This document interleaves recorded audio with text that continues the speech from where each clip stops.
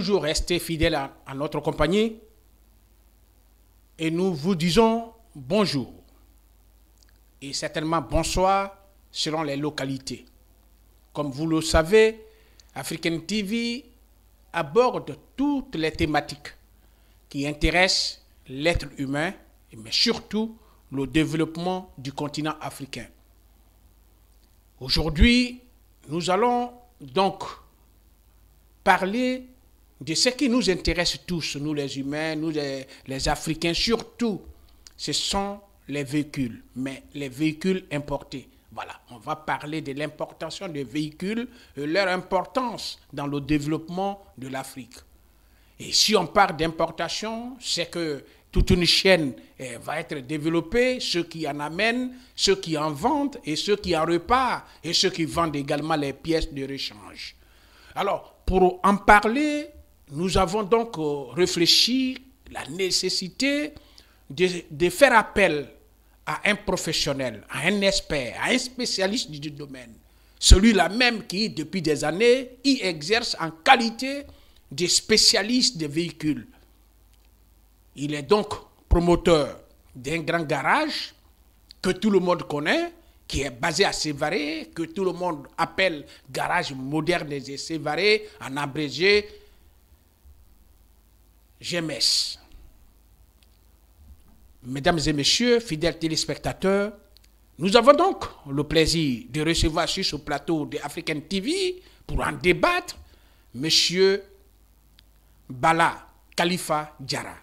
Il est promoteur de ce grand garage qui se situe à Sévaré, mais nous l'avons invité ici à Bamako pour qu'il nous aide à comprendre un peu le monde des véhicules, leur usage, leur réparation et tout ce qui s'ensuit.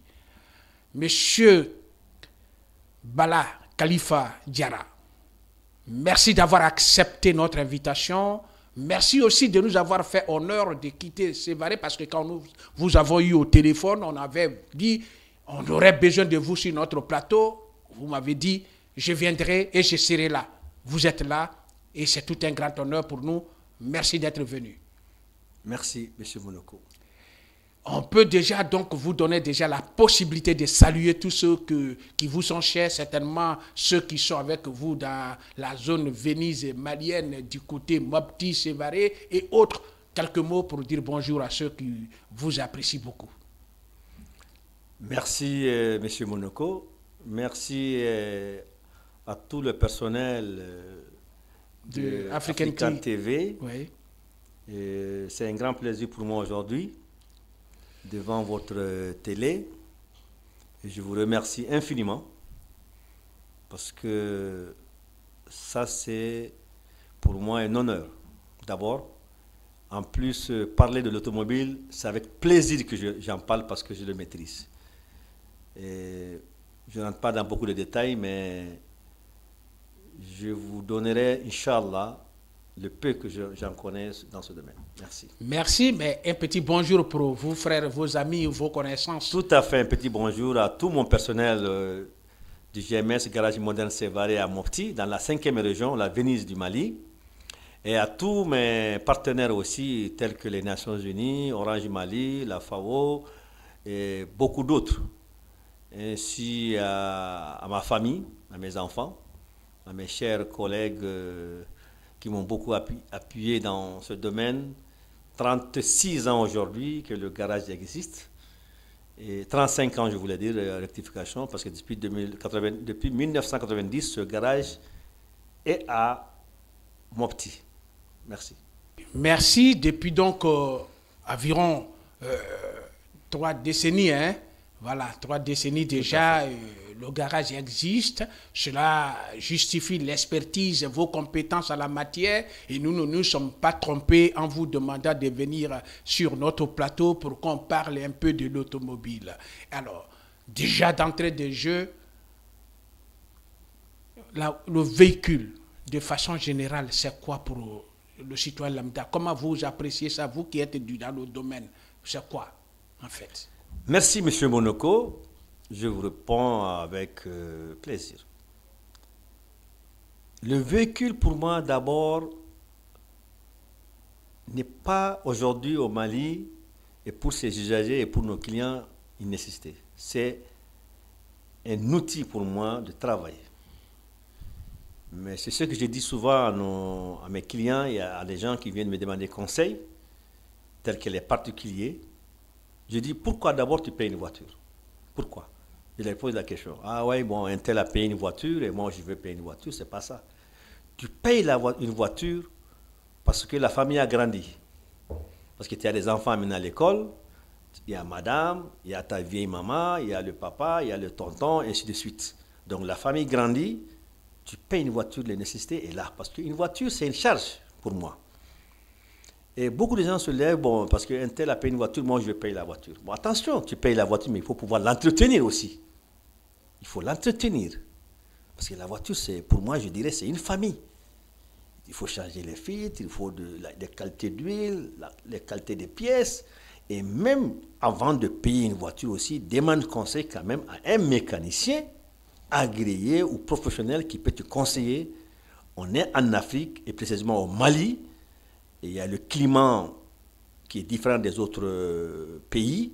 Choisir la marque et le modèle qu'il te faut dans ta localité. Merci. Voilà encore une réponse brillante d'un professionnel à la matière, un expert du domaine. Alors, on va parler, mais c'est toute une chaîne.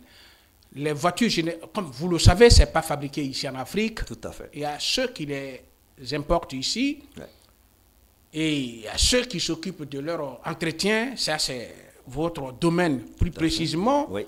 Il y a ceux qui aussi interviennent dans la vente des pièces de rechange. Avant d'aller dans tous ces détails, quelle relation existe-t-il entre l'importateur, le technicien, le mécanicien, le réparateur et le vendeur des pièces de rechange? Est-ce qu'il y a le lien, il y a un contact? Comment vous expliquez cela déjà avant qu'on aille dans le vif du sujet?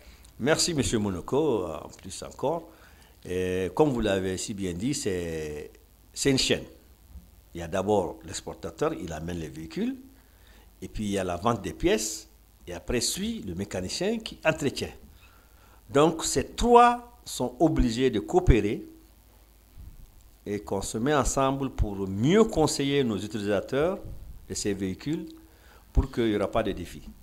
Il faut amener des véhicules de qualité qui s'adaptent à notre climat. 2, les pièces qu'on trouve sur le marché, il y en a plusieurs qualités. Je peux même dire 3 à 4 variétés de pièces. L'original, première qualité, deuxième qualité et même troisième qualité. Tu peux trouver une pièce qui coûte aujourd'hui 50 000 chez un fournisseur, c'est l'original. Deuxième qualité qui va coûter 50 000, l'autre ça fait 100 000. Une troisième qualité qui va coûter 25 000 et même un qui va coûter 15 000. Donc faites attention. Et nous les mécaniciens aussi, qu'on soit sincères et honnêtes. C'est ce que je dis souvent à mes confrères, que rien ne vaut dans ce métier l'honnêteté et la conscience professionnelle. C'est très important. Je dis bien la conscience professionnelle. Si un client te donne le prix de sa pièce originale, il faut vraiment payer l'original et que le client soit satisfait. Oui, on arrivera là et vous avez bien fait parce que ça invoque le problème de la conscience professionnelle et du sérieux qu'on pourrait mettre dans nos exercices à quelque niveau que ce soit ici en Afrique. Oui. Mais déjà, un citoyen lambda veut acheter un véhicule. Oui.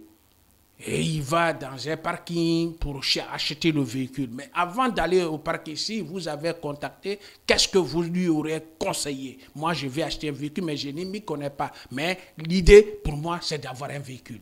Vous qui êtes spécialiste, vous qui êtes là, vous qui connaissez le milieu, le Mali et ses réalités, vous nous conseillez quoi? Quelle marque ou quel genre de véhicule si je veux avoir un véhicule pour moi?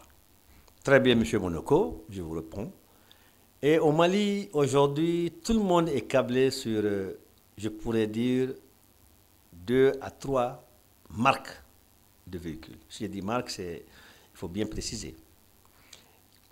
Tout le monde est câblé sur la marque Toyota. Après vient la marque Mercedes. C'est des véhicules très costauds.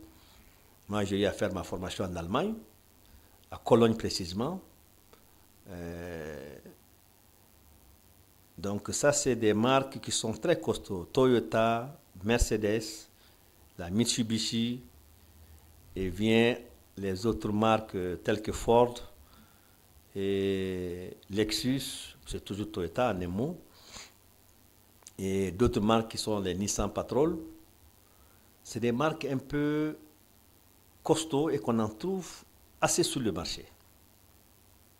Donc ces vendeurs de véhicules, ils connaissent un peu les qualités, les défaillances et les avantages voilà, de ces véhicules qu'ils exportent de l'extérieur. Bon, nous, mécaniciens aussi, nos formations sont limitées, en un mot, il faut le dire, hein, parce que la mécanique aujourd'hui, c'est devenu, je prends quelques clés, j'ouvre un garage et puis je m'installe. Nous, on a suivi des formations, on a été spécialisés sur des marques, mais la mécanique, au fond, elle est un peu générale. Oui. Si tu sais comment monter ça, c'est un peu la même chose pour les autres, mais chaque marque a ses spécificités. Spécifiques. Et puis, en plus, ses manières de faire, des petits secrets, en un mot. Donc, c'est ce qui fait un peu le hic, un peu chez les mécaniciens.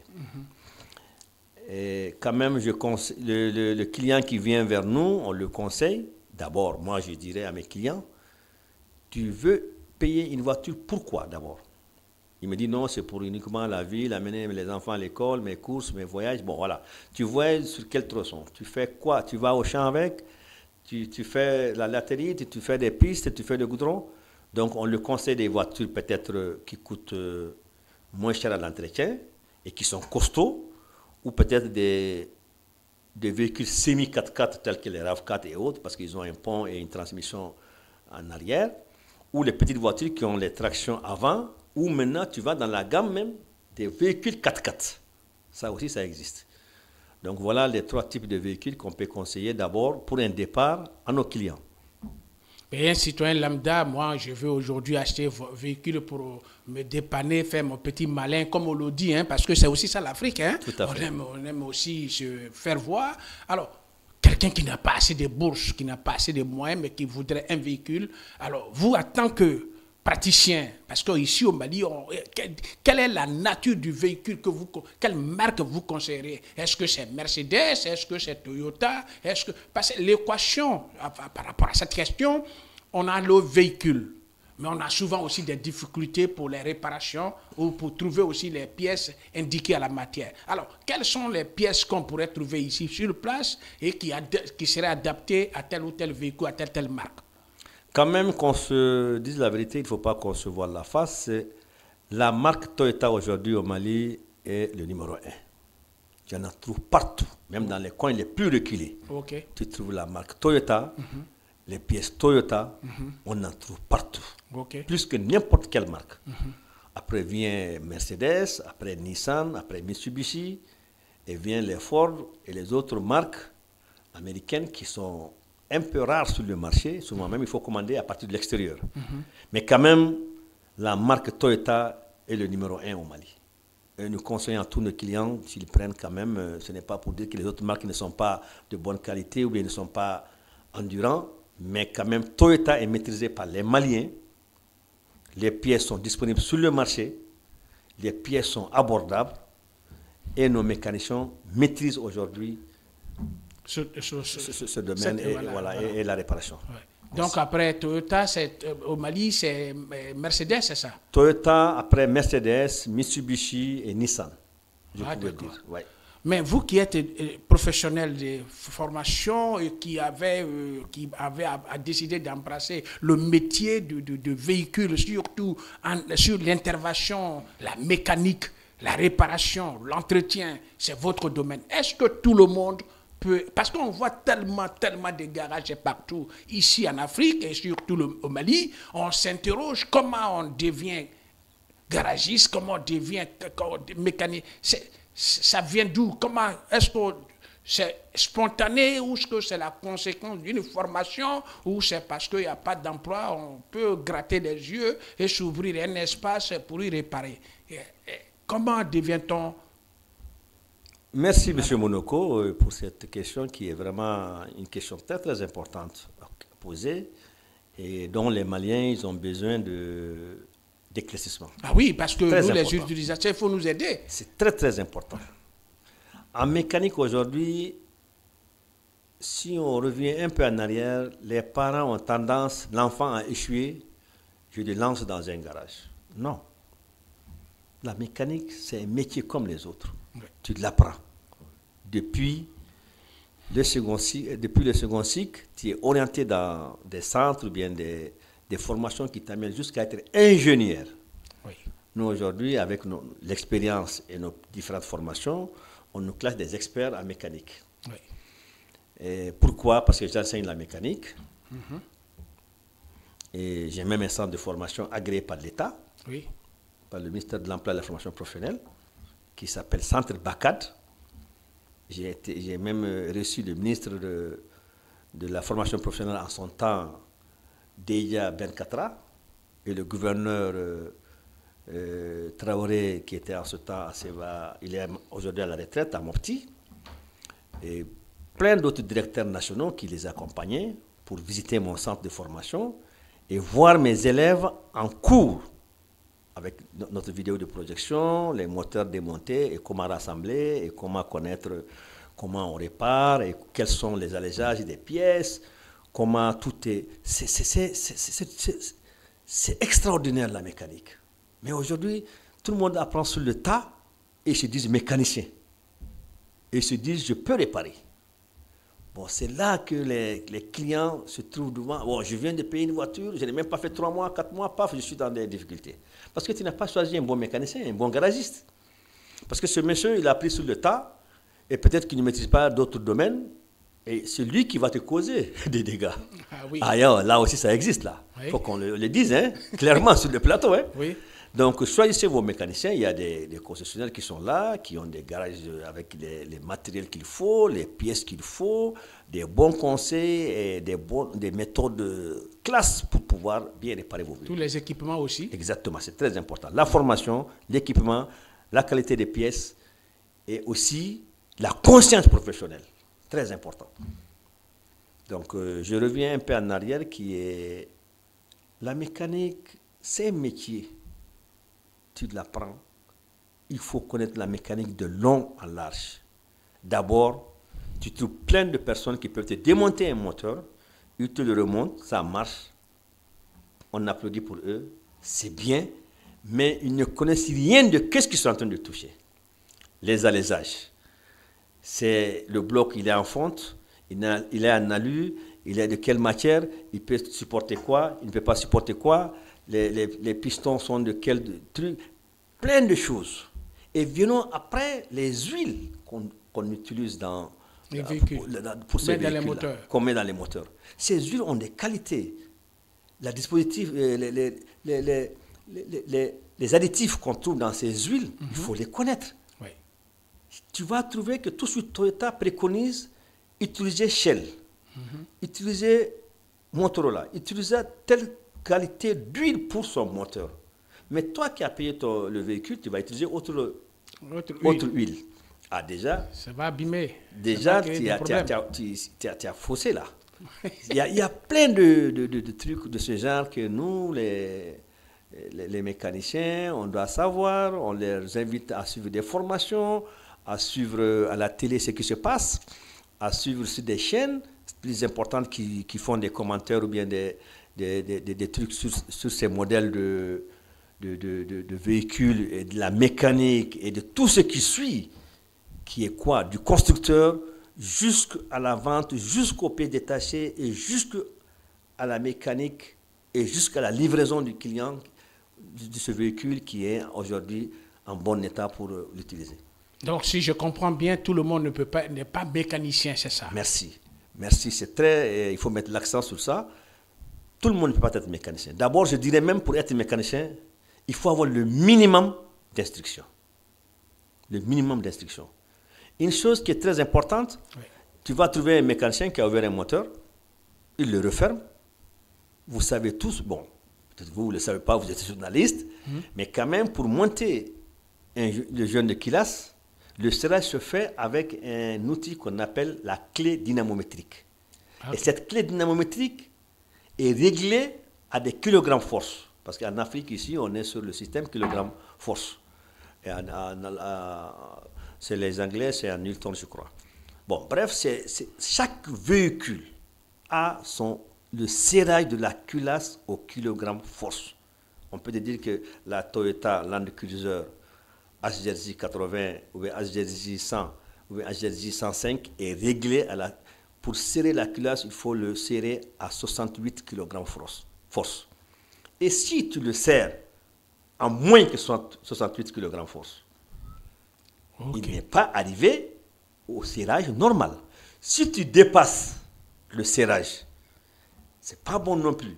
Je rentre dans des garages où je vois, ils prennent même souvent des rallonges pour serrer pour eux. Il faut que ça soit bien serré. C'est vrai. Mais trop serré veut dire quoi? Tu as tendance à prendre le boulon, le serrage, tu serres le boulon jusqu'au serrage normal, tac, il s'arrête là. Le truc déclenche, cac, il faut t'arrêter. Maintenant, si tu dépasses, qu'est-ce qui se passe? Le boulon tourne autour d'elle-même, souvent même, il casse le boulon. Et ils ne disent pas ça aux clients. Pour l'enlever, il faut tout démonter encore. Or, tu vas trouver 16 boulons, ou bien 12 boulons pour serrer un jeu de Kilas, et tu as déjà cassé 2. Oui. On fait comment? On fait comment? Mais ils ne disent pas, ils se taisent, oh c'est bon, ça ne gâte rien. Ah non, ça gâte quelque chose. Bon, si ce n'est pas bien serré non plus aussi, tu as des pertes de puissance. Si tu serres trop aussi, tu as dépassé, tu as des pertes de puissance. Donc, raison pour laquelle ces outils dans la mécanique, et revenons aussi aux gens qui, si on dit la mécanique, parlons aussi de la vente des pièces, de la vente des véhicules, de la mécanique et de l'outillage. C'est très important. Okay. Tout ça fait partie de la mécanique. Il faut avoir les outils adéquats pour pouvoir être un bon mécanicien et être formé. Merci. Donc, c'est pour dire que nous qui ne s'y connaissons pas et qui allons dans les garages donner nos véhicules, souvent on est exposé, c'est ça? Vous êtes bien exposé.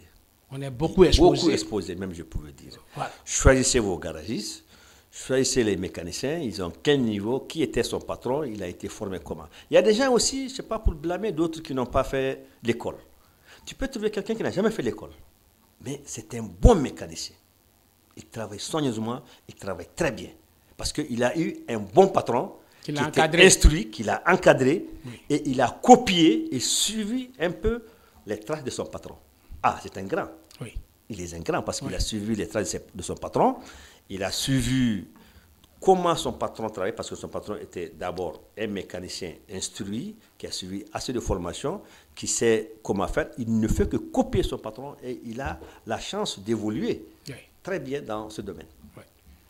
Maintenant, la question qui est là, vous qui êtes dans ce domaine de réparation, vous les mécaniciens, nous les clients, nous venons avec nos véhicules, vous nous dites, bon, il faut amener telle pièce, et que après on se retrouve que les pièces ne sont pas souvent des pièces originales, quand bien même la facture que vous nous donnez est salée. Et comment vous justifiez cela? Pourquoi on fait des choses parallèles? Très bien, très bien. Ça, c'est un sujet aussi très, très intéressant. Nous tous, on a des difficultés souvent avec des clients qui arrivent chez nous. J'ai passé dans l'autre garage, il m'a fait un devis de 300 000 francs. Je passais chez X, il m'a fait un devis de 500 000. Je passais chez Y, il m'a fait un devis de 150 000. 150, 300 et 500 000. Tu te poses la question, pourquoi cet écart c'est quoi? Donc, souvent, je dis les clients aussi se laissent berner. Okay. Parce que certaines choses, tu le vois à l'œil nu. Quelqu'un qui va au CFAO maintenant, ou bien à la Malienne de l'automobile, et quelqu'un qui va avoir un banamana dans la rue. CFAO te fait une facture à 500 000. Le monsieur, il te fait une facture à 150 000. Mais tu dois te poser la question quand même.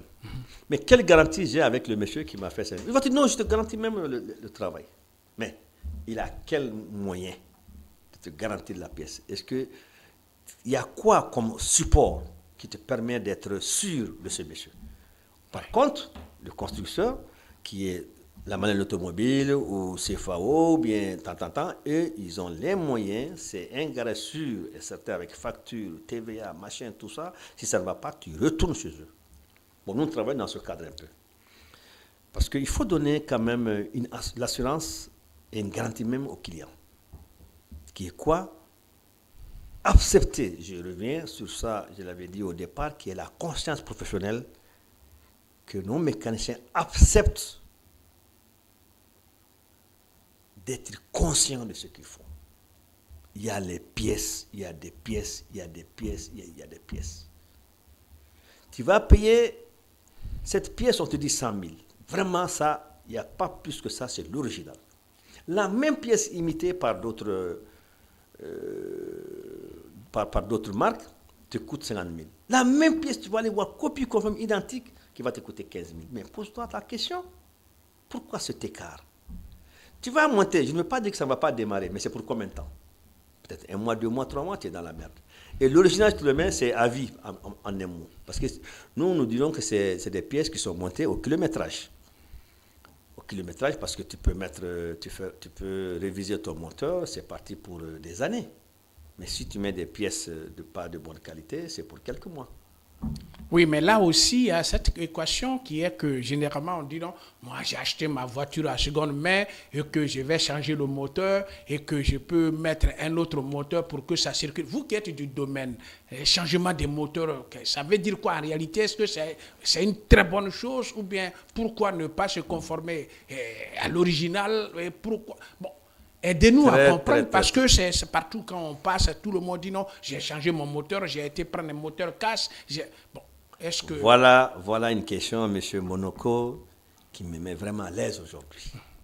Ce débat, ce sujet, j'ai envie d'en parler et que les Maliens et que les usagers, les clients comprennent aujourd'hui. On est devenu un peu plus paresseux, mais je ne sais pas, c'est pour... je ne sais pas pourquoi les gens font ça. Aujourd'hui, tout le monde t'en parle de moteur casse, de moteur casse, de moteur casse. Tu viens chez moi, tu as payé peut-être ta petite Drogba, tu as fait 2 ans, le moteur a lâché. Oh, c'est un moteur, bien sûr, un moteur déjà utilisé à 50 ou 60 ou même 40%. Tu l'as payé en 2 ans parce que tu ne suivais pas bien les entretiens, ou bien tu n'avais pas un bon mécanicien, ou bien tu ne suivais pas les normes. Le moteur va lâcher. Et la solution identique chez nous, les mécaniciens aujourd'hui, il faut changer de moteur. On se trouve avec plein de moteurs déposés dans nos garages parce qu'on enlève ce moteur, on met un autre moteur. Ce moteur que tu viens de payer pour remettre, c'est un moteur aussi casse, il n'est pas neuf. Tu ne sais même pas combien de kilomètres il a parcouru. Et comment il était entretenu, tu ne sais pas. Bon, ton même moteur, là, il a lâché pourquoi? Parce que tu consommes de l'huile, le bruit n'était pas correct. Et pourtant, il y a des pièces originales que tu peux payer pour refaire ce moteur.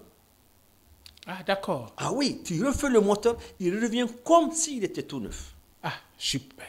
Moi, parce que pourquoi? Oui. Tu peux mettre des chemises tout neufs. Ça, tu vas sur ton fournisseur, il a les qualités de pièces. Tu dis, bon, j'ai besoin des chemises neuves, pistons neufs, segments neufs, tous originaux. Et maintenant, tu vas prendre aussi ton vilebrequin, voir si les allégeages sont bien. Tu l'amènes sur ton tourneur qui peut regarder le vilebrequin. Est-ce qu'il n'a pas eu de traces ou bien d'autres anomalies? Il va le mettre autour, il le vérifie. Non, le vilebrequin, il est standard, il est propre. Ouais. Tu payes tes coussinets originaux, tu les montes. Tu as les coussinets qui sont montés, tu as tes arrêts d'huile pour tout ce qui est fuite d'huile, tu as les cylindres neufs, le piston neuf, les segments neufs, joint de kilage neuf, pochette de joint complet. Tu fermes, le moteur est reparti. Ah, tu le mets au rodage pendant 3, 4, 5, d'autres même une semaine. On le met en marche du matin jusqu'à l'après-midi. Pour que tout soit normal, tu livres. Le moteur est devenu neuf. Et peut-être même moins cher que ce moteur casse. Ah. Et encore, le moteur est devenu plus neuf qu'un moteur casse. Oui. Mais aujourd'hui, tout le monde se lance dans le système des moteurs casse. Je ne le dirai pas pour faire... Excusez-moi. Je ne dis pas ça pour que les vendeurs des moteurs casse ou des pièces cassent, vous m'excusez, hein, pour dire que ça ne marche pas, c'est pas ça, hein, mais seulement, Vous parlez techniquement, c'est ça? je parle techniquement Professionnel, et oui. professionnellement de voilà ce qui peut marcher. Ouais. Par contre, les moteurs cassent sont importants quand maintenant tu casses ton moteur. Le vilebrequin, il est cassé. Le bloc, il a eu un choc, il a bien la casse de bloc. Là, il faut payer un moteur casse. Oui. Tout à fait, c'est là. Mais aujourd'hui, les mécaniciens, ils sont tous partis dans les moteurs casse plutôt que de réparer. Mais encore, il y en a d'autres qui continuent à réviser les moteurs. Hein, et jusqu'à présent, je connais plusieurs. Hein. Voilà, merci. Oui, maintenant, ce domaine dans lequel vous êtes, parce qu'en fait, on devrait aussi avoir avec nous ici sur ce plateau, j'ai même oublié de le dire à l'entame de cette émission, que celui qui est spécialisé dans l'importation et la vente des véhicules sur l'un des différents marchés devrait être avec nous, mais il a eu des soucis. Il avait promis qu'il nous trouverait avant que l'émission ne commence. Malheureusement, on ne l'a pas encore vu, mais on espère qu'il sera là, même si c'est pour 3 minutes, qu'il intervienne. Cela dit, on va revenir toujours à vous. Oui, merci. Ce métier, c'est-à-dire ce travail, formation, devenir mécanicien et ouvrir des garages, mais de façon générale, votre travail, quel est son poids dans la lutte contre la pauvreté, le chômage, en quoi ça aide aussi au développement du pays? Parce que c'est le nœud, c'est pourquoi je vous ai appelé ici. En quoi c'est utile? Très bien, Voilà. très bien, M. Monoko. Et c'est très important. Vous savez, le Mali, même aujourd'hui, on a un ministère qui s'occupe de ce domaine-là, qui est le ministère de l'Emploi et de la Formation professionnelle. Ok. Nous, les centres de formation, et même les mécaniciens, et même les artisans, qui est la Chambre des métiers, qui est la Coordination nationale de FNAM, qui est la Fédération nationale des artisans, nous relevons tous de ce ministère de l'Emploi et de la Formation professionnelle. Et qui a fait beaucoup aussi pour le Mali. Hein. Moi, j'ai bénéficié de cette formation pour aller en Allemagne grâce à un projet Prima qui existait via la Chambre de métiers du Mali en Allemagne. Donc, tu as vu, c'est un plus. Et ils ont formé beaucoup de jeunes dans le domaine de la mécanique et les autres corps de métier, bien sûr, mais on parle aujourd'hui de mécanique. Sinon, dans les autres corps de métier aussi, ça en ont fait beaucoup. Et nous, on a bénéficié de cette formation, ça nous a amené loin, très loin. Quand tu es bien formé, tu apportes ton soutien en un mot à ces usagers ou à ces clients qui ont leur véhicule à dépenser moins. Ah, d'accord. Ah oui, à dépenser moins sur leur véhicule en suivant tes conseils et ta manière de faire pour le suivi de chaque véhicule. Parce que tu vas dans des garages bien classe, ton véhicule rentre une seule fois, on ouvre un carnet pour le véhicule. Voilà le numéro d'immatricule. Le véhicule est arrivé chez nous à tant de kilométrage. Et maintenant, on prend à partir de là-bas, voilà ce qu'on va faire pour toi. On va faire le diagnostic, voilà, il y a ça, et ça, et ça, et ça. On met tout au point, des pièces originaux. C'est parti. Et toi-même, tu vas dire, mais écoute, maintenant, je suis plus à l'aise. Hein. Ma voiture, je ne sens plus de bruit en bas. Vraiment, il a mis les bonnes qualités de pièces. C'est vrai que j'ai dépensé 400 ou 300 ou 200 000, mais depuis, je n'ai plus de problème. Celui qui vend les pièces, il est content, il a eu son petit gain. Le mécanicien, il a eu son petit gain qui lui permet de payer ses ouvriers, à payer autre chose qui peuvent développer le pays, à payer des pièces, à construire, à évoluer. Et le client aussi est satisfait parce que, à part le carburant, je n'ai plus d'autres problèmes. Parce que tu as payé des pièces originales. Tu as eu un bon mécanicien qui t'a conseillé et qui t'a fait un bon boulot. Donc, économiquement, ton budget que tu as prévu pour le véhicule 500 000 ou 600 000 dans l'année, tu ne l'as même pas utilisé. Donc, pour moi, c'est un plus. Par contre, tu vas chez un mécanicien qui ne maîtrise pas. Tu vas payer des pièces qui ne sont pas de qualité. Mon ami, tu l'as fait pour toi-même. Hein? Tu as dépensé 25 000 aujourd'hui, demain tu vas dépenser 30 000, après demain 50 000, après tu ne finis pas. Chaque semaine, tu es chez le mécanicien, chaque semaine, tu es chez le vendeur de pièces. Ah non, je n'ai pas assez d'argent aujourd'hui. Bon, donne-moi la deuxième qualité. Bon, donne-moi la troisième qualité, je vais me débrouiller avec. Tu te fais du mal. Voilà. Donc, c'est très important. Nous, les mécaniciens, nous apportons beaucoup pour nos clients, point de vue poche, point de vue dépenses, point de vue, comment dirais-je, leur pouvoir, la charge, leur pouvoir d'achat, leur pouvoir sur les entretiens, le suivi de ces véhicules. Donc, nous le conseillons, on leur dit, faites comme ça.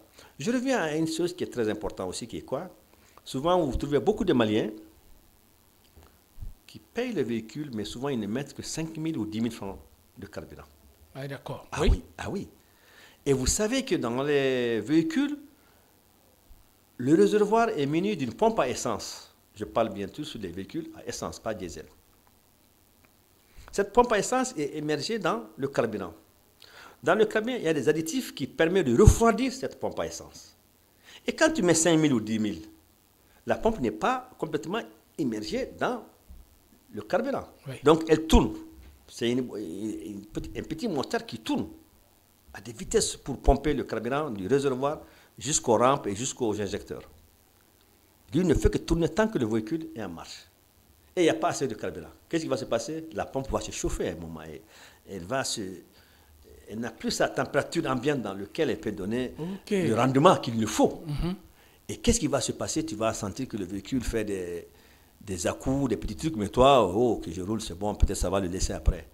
Bon, tout ça, c'est des trucs qu'il faut connaître. Tu ne vas pas trouver une voiture en Europe où le monsieur n'a pas le demi-plein. Demi-plein, c'est quoi? Demi-plein, c'est-à-dire si le réservoir fait 50 litres, tu as au moins 25 litres là-dedans. Ah, d'accord. Oui, tu as le demi-plein. Mais aujourd'hui, nous, on met 3 000 francs même dans des véhicules. Je vois des gens, même moi, 5 000 francs de carburant. Une voiture à essence. Moi, ça me fait mal quand je vois ça dans les stations. Un client qui vient s'arrêter en tant que mécanicien, je dis, ouf, il est en train de se faire du mal. La pompe va souffrir. La pompe va céder. Et quand tu vas sur le marché pour payer une pompe originale sur le marché, cette pompe va te coûter 100 et quelques mille. Et il y a des pompes de deuxième qualité qui vont te coûter 45 000. Le monsieur, je suis sûr qu'il va payer la pompe de 45 000 francs. Oui. Il ne va pas payer la pompe de 100 000. Et encore, les merdes commencent. Vous m'excusez du terme, le mot merde, mais ça commence. Les difficultés. Les difficultés commencent. Ça ne finit pas. Ça ne finit pas. Bon, tout ça, c'est des conseils que nous donnons à nos clients. Faites attention. On n'a pas un pouvoir d'achat très costaud au Mali. Donc, si tu payes une voiture, ça, c'est des éléments qu'il faut le mettre dans ta tête pour pouvoir vraiment diminuer toi-même tes charges. OK? Voilà. Bien. Donc, il y a des conseils à donner. Oui. Votre boulot participe au développement. Tout à fait. Mais on pourrait aussi dire que ça intéresse beaucoup plus des jeunes. La plupart des enfants, c'est des jeunes qui sont intéressés par la mécanique.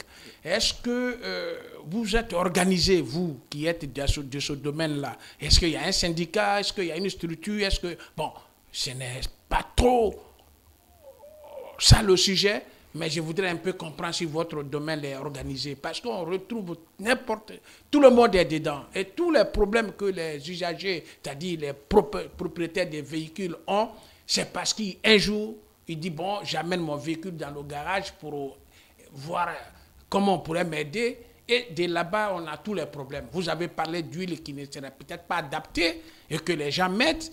Vous avez même parlé de certaines pièces qui ne seraient pas adaptées. Qui contrôle tout ça? Est-ce que c'est organisé, c'est structuré? Bon, très bien, M. Monoko.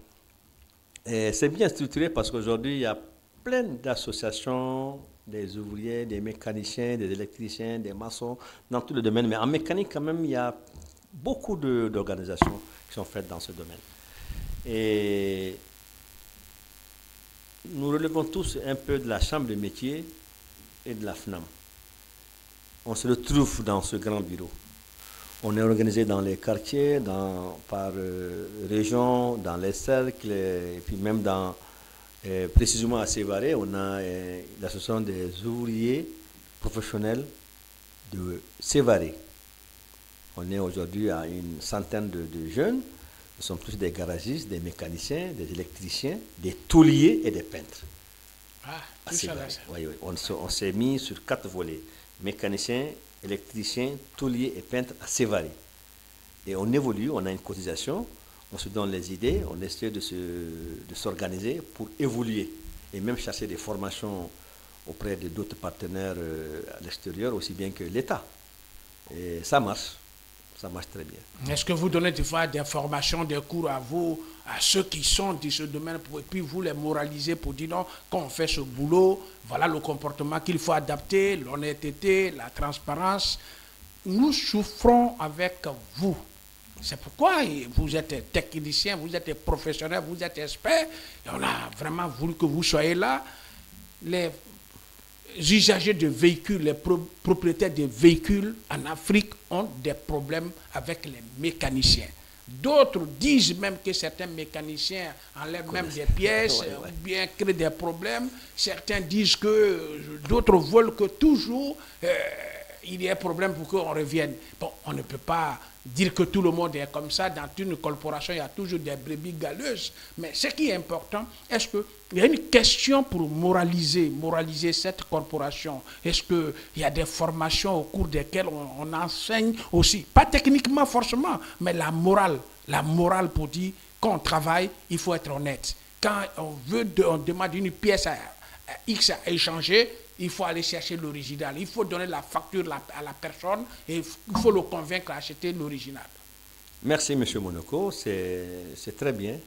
Ça existe. Ça existe. Au cours de nos formations, nous leur apprenons beaucoup de choses concernant l'honnêteté, la conscience professionnelle, qui est très, très important. Et dans tout ce que tu fais, il faut le faire avec conscience et avec honnêteté. Et tu gagneras quelque chose, ton client aussi sera satisfait. Donc, nous leur conseillons d'être très très honnête pour mettre des pièces originaux. Et s'il ne peut pas mettre ces pièces-là, de dire au client quand même, la pièce que j'ai montée n'est pas de bonne qualité parce que ton pouvoir d'achat ne te permet pas de le payer, mais pour te dépanner en attendant. Il faut que ce serait bien. Ça serait bien. Il est avisé. Voilà. Il est vraiment avisé. Moi, une petite histoire, j'ai eu un jour avec un de mes partenaires projet, je ne vais pas citer de nom, un démarreur que je voulais les fournir, qui doit me coûter chez mon fournisseur 300 000. Moi, avec ma réparation et la fourniture, je l'ai facturé à 325 000. Ils ont contacté un autre fournisseur qui les a dit non, je peux vous donner ce même démarreur à 150 000. J'ai dit au chef de projet, il dit, mais ben là, je te fais confiance, mais l'écart est énorme. 325 000 et 150 000, je ne me retrouve plus. J'ai dit, non, mettez-vous à l'aise. Mais ce qui vous arrange. Mettez-vous à l'aise, mais ce que je veux, oui, j'aimerais bien que dans votre contrat, vous avez bien dit pièce originale. Et j'aimerais bien que ce monsieur m'amène ce démarreur original Japon à ce prix. Moi-même, je vais prendre 10 là-dedans pour le garder dans mon magasin. Oui. Ah, il a dit, bon. J'ai dit, mets-toi à l'aise. Je ne discute même pas. Oui. Et quand la pièce est arrivée, c'était la Chine, dans un carton vert et blanc. Oui. Et moi, j'avais le carton Toyota avec les étiquettes, tout, bien garni. Il a dit, non, allez-y les montrer aux dames, aux secrétaires qui sont en bas. Ils n'ont qu'à choisir entre les deux pièces. Les secrétaires qui ne connaissent même pas la pièce, ils ont vu les deux cartons, ils disent, ah, ça quand même c'est écrit Toyota. Quand ils ont ouvert l'emballage même, et puis, point de vue, même des deux pièces, ils ont dit, non, quand même, je ne connais pas, mais ça me semble qu'il est mieux. Donc je dis, bon, monsieur le coordinateur, vous êtes à l'aise, vous avez déjà votre solution. Oui, il a dit, bon, écoute, Bala, va monter, on ne discute même pas, fais rentrer ta facture. Bon, bref. On a plein de trucs de ce genre. Effectivement. Plein de ce genre qui se passe avec nos partenaires, avec nos clients. Et même, c'est la même chose qui revient aussi pour les clients particuliers. Donc, il faut avoir confiance à ton garagiste. Et le conseil que je donne aussi aux clients, ne changez pas beaucoup de garagistes. D'être fidèle. Être fidèle à votre garagiste. Ok. Si vous l'avez choisi, bien sûr, c'est quelqu'un qui vous a parlé de ce monsieur, de ses qualités, de l'honnêteté qu'il a, gardez-le. Je vous conseille de le garder. S'il y a des difficultés, repartez chez lui, il va corriger. Mais demain, tu es là aujourd'hui. Demain, tu es là. Après-demain, tu es là. Ils ne sont pas dupes. Hein. Les mécaniciens observent. Ils savent que tu étais avec le monsieur. Tu tu es en train de faire le tour sur tous les mécaniciens. Ah, chacun va tirer profit de toi. C'est toi le perdant après. Merci. Bien, on va donc en quelques mots mettre fin à cet entretien qui a pour objet d'informer les usagers, nous, les citoyens lambda, qui ne maîtrisons pas le domaine des véhicules, qui avons besoin d'être orientés. Et vos expertises, vos explications ont déjà édifié tous ceux qui nous suivent. Et là, avant qu'on ne quitte ce tableau, quel conseil donneriez-vous à la jeunesse d'aujourd'hui? À la jeunesse qui, aujourd'hui, ceux qui veulent se former, ceux qui veulent vraiment faire ce métier. Voilà. Merci, M. Monoko, et merci à la chaîne Africa TV, et du directeur jusqu'au planton. Et merci à la jeunesse malienne, merci à tous nos téléspectateurs qui nous regardent sur cette chaîne, cette grande chaîne qui vous donne des infos très précises.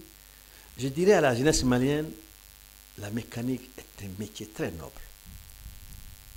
Un métier très noble. Tu ne peux pas chômer. Un mécanicien ne doit pas chômer, ne doit pas souffrir. Le conseil que je l'ai dit, formez-vous. L'État a ouvert plusieurs portes pour se former. Il y a des centres de formation où vous pouvez payer aussi pour être bien formé. Il y a des garages dans lesquels vous pouvez être bien formé. Et le grand conseil que je vous dis, travaillez surtout honnêtement. Je vous en prie, travaillez honnêtement, vous allez avoir profit de ce que vous faites aujourd'hui. Surtout, si le client vous donne l'argent pour mettre des pièces de qualité, je vous en prie, je vous en prie, je vous en prie, mettez ces qualités, ces bonnes pièces. Je vous jure